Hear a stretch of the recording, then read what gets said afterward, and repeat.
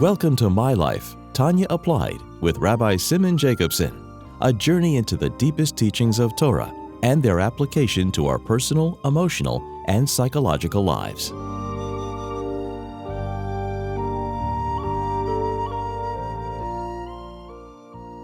A good tavoch, a good week.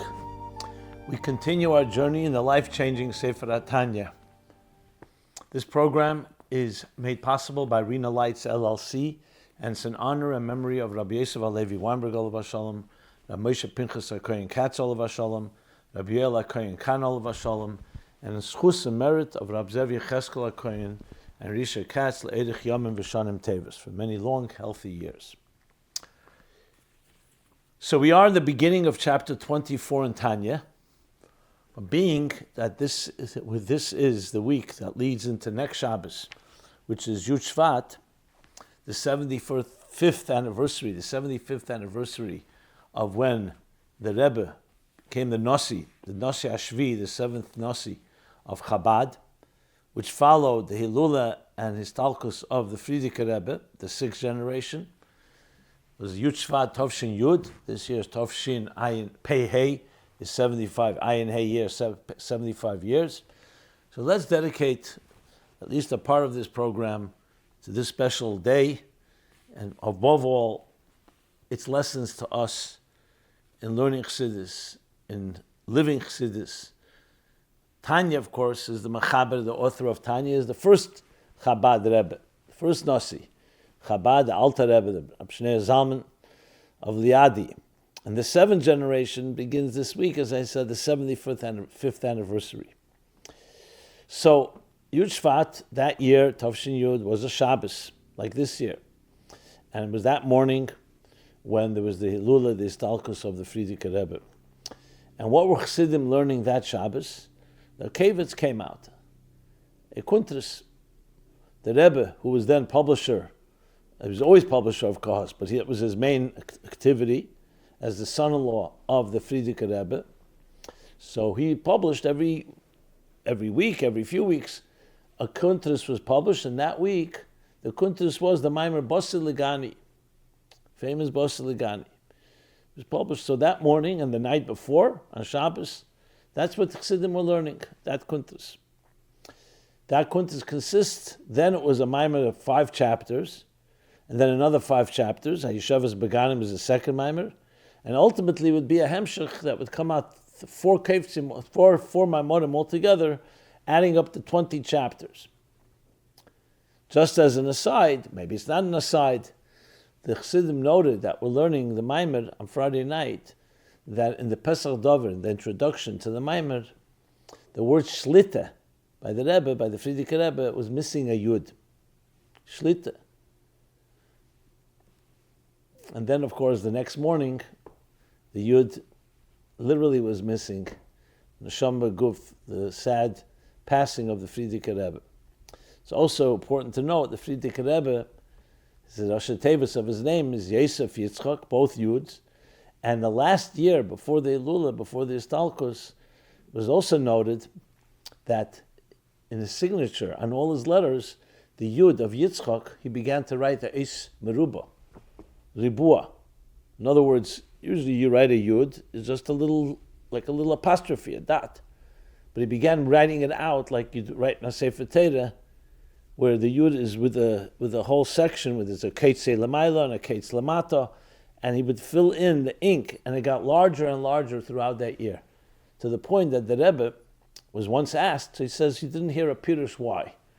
But in Tovshin Nun, which was the 40th anniversary, the Rebbe spoke at length about the Yud representing the Frierdiker Rebbe's Aveda. Yud represents, of course, the first Yud of Yud Kei Vav Kei, the Yud of Chachmeh. So the Yud is a representation. Frierdiker Rebbe's Nesias was 30 years, 3 times Yud, 3 times 10, Tafresh Pei, to Tafresh Tzadik, to Tafshin, to Tafshin Yud. Tafshin Yud was the Histalkus, the year Yud, and on Yud Shvat. So Yud's all over, and he explains there in the Sikha, Yud Shvat, Tafshin Nun, more in detail. Just interesting to note. Now, this Maimer Basi Ligani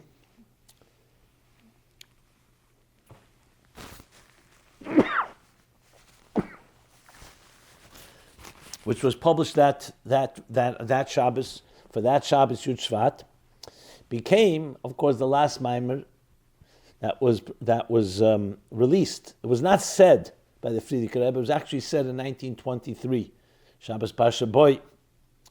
But it was published then, so it was the last Maimer released.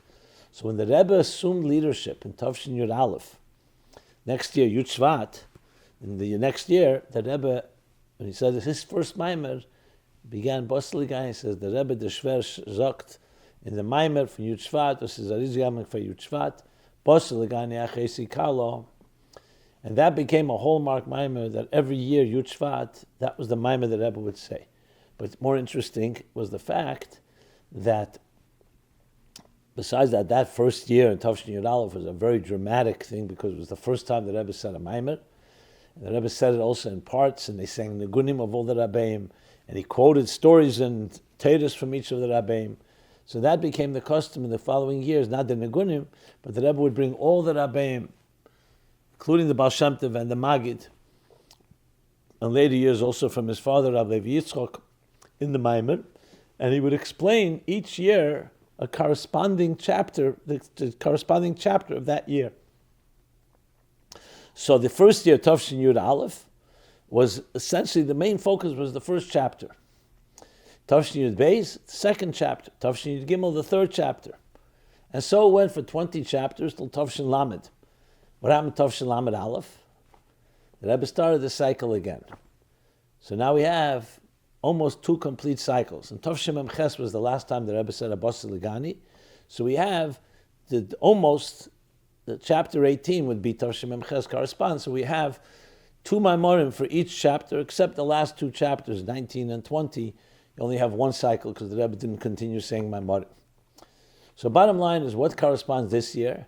This year it's chapter Tezvav 15. So Tavshin Chav Hei, the first cycle, the Rebbe said a Maimer, Basi Legani, explaining chapter 15, and then again 20 years later in Tavshin Mem Hei, 1965 and 1985, the Rebbe said again another Maimer, Basi Legani. Obviously, different type of Maimorim and a different approach, but bottom line is that we have these 2 Maimorim that explain chapter 15. So became the custom by Chassidim that every year we learn Basi Legani, and especially the focus on that corresponding chapter with the Rebbe's explanations of it. So let's go over briefly the themes of this year's chapter 15.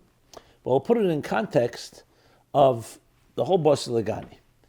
So it's fascinating to find that Basi Legani, every Maimer Chassidus obviously is fundamental, but it actually covers in a very most fundamental way the general shlichus, the general mission of Avodas HaAdam, the work of a person down on earth. But as the Rebbe emphasizes, especially relevant to our 7th generation. And that's also more than hinted to in the Maimer. So how does he begin? The Basi Legani, the central theme is Basi Legani Achesi Kalo. Come to my garden, my sister, my bride. And he explains what is Gani. So the Medrash Shira Shirim Rabba says, doesn't say Legan to the garden, it says Legani to my garden, Lignuni. So it also comes from the word bridal chamber. So it wasn't just a garden, it was God's intimate bridal chamber. Like we learn by Matan Torah, Yem Chasanosi Zeh Matan Torah. It's like a chasana. Why? So the Medrash continues, because Ika Shechina b'tachtonim Meisa. Where did the Shechina, primary level of Shechina, reside in the beginning of creation? Tachtonim, in this world. And it's only due, the Medrash continues, to the Chet Eitz Hadas, and then the subsequent sins and disconnections that caused the Shechina to be nostalgic, which means to be concealed, from the earth to the Ki Ashri, to the Ki Ashishi, to the Ki Harishon, to the Ki Asheni, the Ki Ashlishi, all the way to the Ki Ashvi. And how did that change? Avram Avinu reversed the process, and he brought down the Shechina. Avram Avinu, Echad Avram, who began to be Megala and reveal godliness in this world, he brought the Shechina back from the 7th heaven to the 6th heaven, Yitzchak to the 6th to the 5th, and so it went 7 generations. And who's the 7th? Moshe Rabbeinu, 7th generation from Avram, Kol Hashvin Chavivin. He brings that in the Maimer. The seventh is special, precious, beloved. And Moshe concluded the process and built the Mishkan v'osel the Migdash v'shachanti b'seichem. And he brought back the Shekhinah down tachtenim as it was beginning of creation. And then, ever since, we now have the power to continue that work and make the whole world a dira b'tachtenim, a home for God. And la'osilove, it'll become a permanent Shekhinah lamata. Then it was still temporary. The Mishkan ultimately doesn't stand today. It's even the Beis HaMikdash, the second Beis HaMikdash. Migdash adnei ken yadecha la'osilove, after all the work that we'll have done, and all our Aveda will refine the world, and it'll become Basi legani. So we're not just creating something new. We're come to my garden. It was always my garden. It just got concealed. And here's where the Rebbe in the Maimer Tafshin Yud Aleph said, so just like in the seventh generation, Moshe Rabbeinu, from Avraham, we are also the seventh generation. We're the seventh generation from the Alter Rebbe, Chassidus Chabad. So our job is to finish the work through Yafutza Ma'asecha Chutza of learning and teaching and spreading Chassidus, as Mashiach said, Emasei Kosi Mar, when the Baal Shem Tov asked him, when are you going to come? When will the Master come? Mashiach, he said, when your wellsprings of Pnimis HaTeira and Chassidus will be spread all over the world. Which means that Pnimis HaTeira is part of the process of bringing the Shekhinah down below in a permanent fashion. So this became the central theme, you can say the mission statement, of the Rebbe's seventh generation that stands till today. And then the Maimer continues. So how do we do this? By building a Mishkan through our lives. Today it has to be Beruchnius. What's the main avoid in the Mishkan? Karbonis. So it's Adam Kiyakin Mekem Karban LaHashem. We bring from Behemah, the Nefesh Habamis, offering the animal soul, transforming the animal soul, and turning it into V'haftas Hashem Elokecha b'chol levavcha b'shnei yitzarecha, to love God with both sides of your heart. B'chol levavcha, the right side and the left side. And then he goes on to explain what the Aveda is in many different details of the Mishkan. The Mishkan consisted of Atzei Shittim. Shittim has many meanings, and one of them is from the word shtus. So it's transforming the shtus de l'umazeh, the insanity, the irrationality of the other side of Sitra Achra to transform it to shtus de gedusha. Kroshim, the letters keresh, kuf reishin, to transform that, and ultimately, basically transform our existence, our animal souls, and the entire material world into a Mishkan LaHashem v'shachanti b'seichem. Then after the first 10 chapters discussing that, start chapter 11, and he continues and says, and who does this? Tzivus Havaya, Tzivus Hashem. The Yidden, they build that Mishkan. And he goes to explain Tzava from different meanings. There are 3 meanings in the word Tzava, but then he focuses on the meaning that it means Anshe Tzava, the Anshe Chayil, the simple foot soldiers in this generation, in this world. When the Neshama comes down below, and they fight the battle against Klippa, the battle of the Nefesh HaKis over the Nefesh HaBamis, and they fight the battle. And that battle, he explains, lies the whole purpose of existence. Because on the Sava Kadosh Baruch Hu, God desired to have a home in this world. But who fulfills that? The Nesav of Atzmus. That's the Neshamas Yisrael, the Tzivus Hashem. And then he gives a very powerful mashal, that when a king is fighting a war against an enemy, then he's mevazbez ha'otzos. He doesn't just give the soldiers and his military resources and strength and strategy. He's mevazes, he splurges the otzos, the treasures that were concealed, that no one has seen. Every kingdom, every empire, every king has many treasures in his vaults.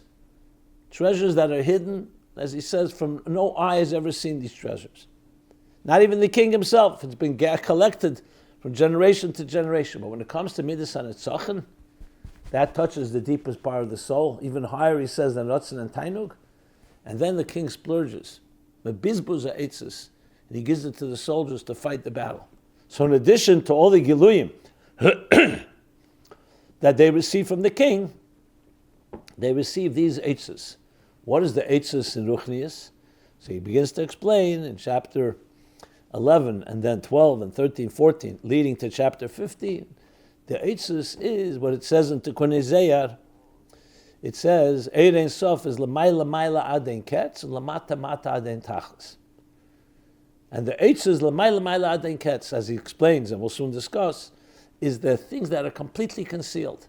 There's the things that God reveals. That's l'mata mata adein tachlis, the revelation of the divine, of Elokus, and that is what's the chidush, that it goes all the way l'mata mata adein tachlis. That Eir Ein Sof doesn't just remain in the higher worlds, it comes down all the way, not just Natzilus, but in Bri, Yitzir, and Asiyah, and even when you're dealing with the enemy itself, Pare he brings. Li Eiri v'aniyas esini. And a person who tainas keichi v'eitzim yadi. It's my power, I'm self-made.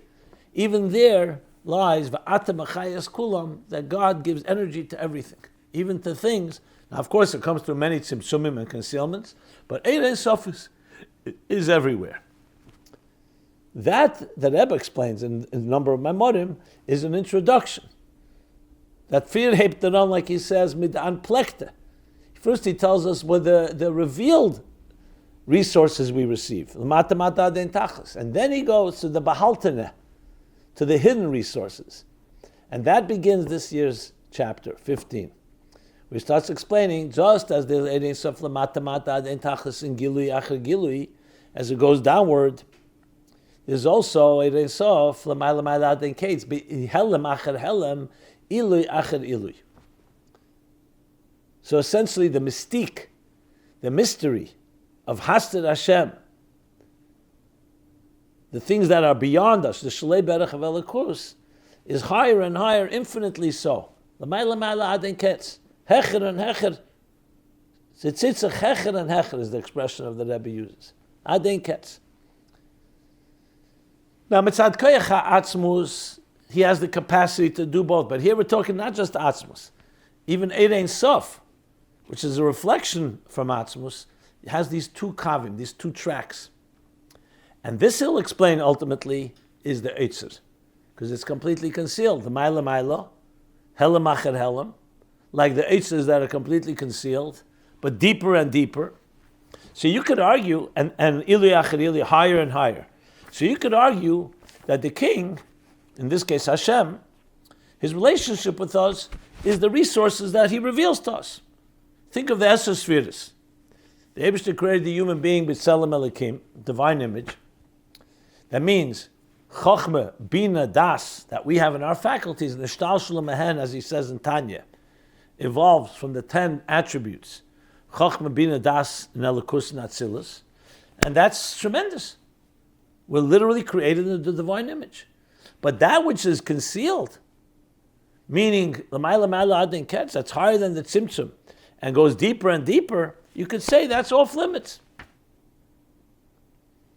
Says the Maimon, no, Eir Ein Sof is also l'mayla mayla adein ketz. And that too is given to us, dafka in a time of Melchama. It's not given to the Elam Yisraelim. L'mata mata adein tachlis, you could actually say higher worlds is higher giluyim. As he explains in previous chapters, Atzilus is a keli telekus. But Biyah also has l'mata mata adein tachlis. But if you want to have Atzmus, the koyach of the Eitzer, of l'mayla mayla adein ketz, the helem acher helem, ili acher ili, that needs midas hanetzachim. And for that you need to have dafka tachtenim. Because where you're fighting a battle, there's no battle in Atzilus. Lo yigur chara. Like he says in chapter 36 in Tanya, the Rebbe explains it in the first Maimon Bas Lagani Tavshin Yud Aleph, that the kavon is not elam esalyenim, hayel lahem yirida me'er panav yizbar. They're yirida. Giluyim, as great as they are, compared to below, they're very great. But compared to Atzmus, Atzmus is higher than all revelations. Lahavdil, the example, the sun is greater than the sunlight. How much more so Atzmus compared to Edison and Giluyim, which are already some manifestation, some expression, some tzir, some definition. But tachteinim, there you're getting the etzem itself that's higher than all Gilui and tzir and Ispashtus altogether. L'may adein ketz. But the chiddush here is that it's an Eir Ein Sof. In other words, it's not just coming from Atzmus, that Atzmus is giving that, transferring that to Eid Ein Sof, so then that Eid Ein Sof in turn channels it into us, into the Anshe Chayal, the Eitzes. So it tells you the tremendous power that we're getting. Because neshamas are rooted in these highest levels. So L'mayla Mayla Adin Ketz is higher than Lamata Mata Adin Tachlis. In Eid Ein Sof, it's two kavim. In Atzmus is the Yecholte Lahoyer, his capacity to reveal or to shine, as a capacity to conceal. Yecholte Shalei Lahoyer. And Yechelis, they're equal. But then there's even beyond that, and the Eitzes are the L'mayla Mayla Adin Ketz. Bottom line, it tells us that when the Neshama comes down below, and especially in the Deir HaShvi, Ikvis is the Mashiach. In the generations itself, as Kabbalah explains, Arizal explains, generations are also gradations. The time of Adam Arishan was connected to the Reish. Adam Arishan. Matan Teda, Bais Rishon, Bais Sheni were connected to higher levels. Because history itself, the years themselves are in the seer of an Adam. And what's the later generations? Ikvis of the Mashiach, the heel. The Ovis that Abnosa says the heel has the least amount of chayis, so it's called the Malach HaMova Shabadam. But as Dafka in the lowest level, that's where the Anshe Chayal, the simple foot soldiers, are fighting the deepest battles. And that's where they get the Eitzes of the highest level of Mayla Mayla Adin Ketz. He doesn't say it in this Maimer, but you can also understand, because the Halamas Vestadim that we don't have the Giluyim. It's the same Elodiyim, we don't have the revelations from previous generations, especially earlier generations. So it's Dafka in our Helam that we get the Keiches from the Helam, Achad Helam, Ili Achad Ili, for the Mayla Mayla Adin Ketz. It's interesting, in that year, Tavshin Chav Hei, the Rebbe also spoke a similar theme in the Purim Maimer, Balayla Hu, on Purim Tavshin Chav Hei, and then the Maimer V'nocha Lov, the Achrosh Pesach Maimer, and actually the Hadran, the Rebbe made a Hadran on Masechta Makkos, and that Yud Shvat Tavshin Chav Hei. So now we're talking about 60 years ago. Chav Hei, now we're in Pei. So that was the chapter 15 corresponding. Masechta Makkos, the idea that Rabbi Akiva Dafke, also from the word Akev, and he was a Ben Gedim or a Ger, and didn't start learning Torah till 40. Rabbi Akiva was able to see in the Helam what others caused his colleagues cried, like the Gemara explains there. He smiled, he laughed, because he saw the Gilui that would come out of this Helam, how the Helam is a part of the Gilui. So bottom line is we have a tremendous lesson here, in general from Basi Lagani, especially this year's chapter. Just to add, in Tavshin Memhei, the Rebbe spoke a Chidush Nifla actually, about Tzimtzumim Lifnei Tzimtzum Arishin. That even though it's called Tzimtzum Arishin, the first Tzimtzum, that's what the Eitz Chaim, that is, I'll talk about. But in rare places, he says, Chassidus Kabbalah talk also about Tzimtzumim before the Tzimtzum Arishin. Because every level, no matter how subtle, the fact that there's a level means that the Eibishter had to want it. So therefore, it had to go from one level to the next. It had to be at Tzimtzum, like he says, for the to be Moir Atzmus is higher than Moir. Atzmus is higher than Yechelis. And from Moir to Oir, and from Etzema Oir to Yispashtas Oir. All these levels, each one goes through another gradation, and that's a Chiddush, as the Rebbe explained then in Tavshin Memhei in the Sichos, subsequent to Yud Shvat, following Yud Shvat, he explained that each that God wanted to have that also that leap, which allows us to relate to it. And ultimately we're told this because we want to be told that we're getting all these levels, L'mayla Mayla Adin Ketz, Ili Achad Ili, Tzimtzumim Lifnei Tzimtzum Arishin, which is the Helam Achad Helam, Tzimtzum Achad Tzimtzum. But we go all the way to the source, which is a tremendous chiddush, as I said, because you could argue that's off limits, so to speak. We only connect to the Giluyim of Elikus. No, we connect to the Etzem, we connect to these levels of the Mayla Mayla Adin Ketz. I don't want to say Etzem because Etzem is even higher than that. So this is a short summary of the Maimorim, and above all, the lesson to each of us. Now, to be Yetze, at least a few lines from Tanya, let's move over the last few minutes of this program. let's just go over what we learned in Tanya, which is also connected to this in a way. So in Tanya, in chapter 24, and we'll make a little hefsek here. The chapter 24, he's talking about the Zelu Umazeh. So he's right away talking about the Sitra Achra, the Helen Behester in this world, which is Zelu Umazeh, corresponds to what he talked before about the mitzvah sesa of Anechi Hashem Elikecha. There's V'layilecha Elikim Achedim. Elikim Achedim is these lowest levels. That's the Melchama that we have. So he says, as we learned, that the Sitra Achra is manifest. When a person, God forbid, does a sin, it's not just Avodah Zarah that disconnects. Every sin is a form of Avodah Zarah, because as soon as you're disconnecting from Hashem, Ein Eid Mavadi, the true reality of divine unity, that's already, you've already done something that's outside of Elikos. But he went further and said it's even worse than that. Because Sitra Achra is the way Hashem created it. So it's taka a level that is concealed divine. But because a person through choosing a bad choice, so he says, that we're far more inferior than the klippas and Sitra Achra. Because the klippas and Sitra Achra, as we learned, enim ulubeshes beguf chumri.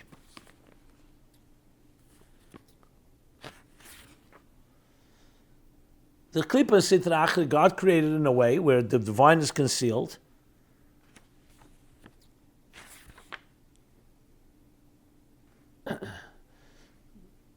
But it has no physical body. But when you act on it, so it's just in concept. It says don't eat non-kosher. Don't work on Shabbos. If you're not doing anything, so it's there, so you stay off limits, then it's fine. You're avoiding it. So that behavior is unacceptable. But if you act on it, you're giving it a body. You're giving it substance.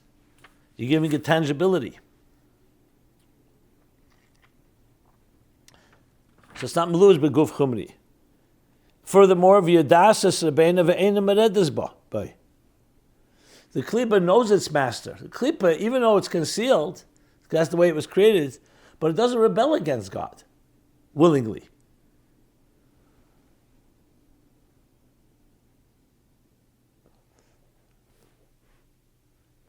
So even though the divine presence is concealed from it, but it is not in any deliberate way meredis, but as a person who does it is. So he's talking now this negative thing, and by awareness of that, realizes that every transgression, even the smallest, has an element in it that is like Avodah Zarah. But B'sayim B'teiv, the kavanah is that even in a place like that, we should fight the battle and have the eitzes, the Maila Adin Kes, like we discussed, to overcome this battle. And when we do, and finish the job, Mashiach will come. And with that, we'll conclude. Everyone have a good tavach. This has been Tanya Applied.com. You can check out all the previous programs. This has been My Life Tanya Applied with Rabbi Simon Jacobson. Please join us again next week. Visit ChasidusApplied.com for archived classes and more resources.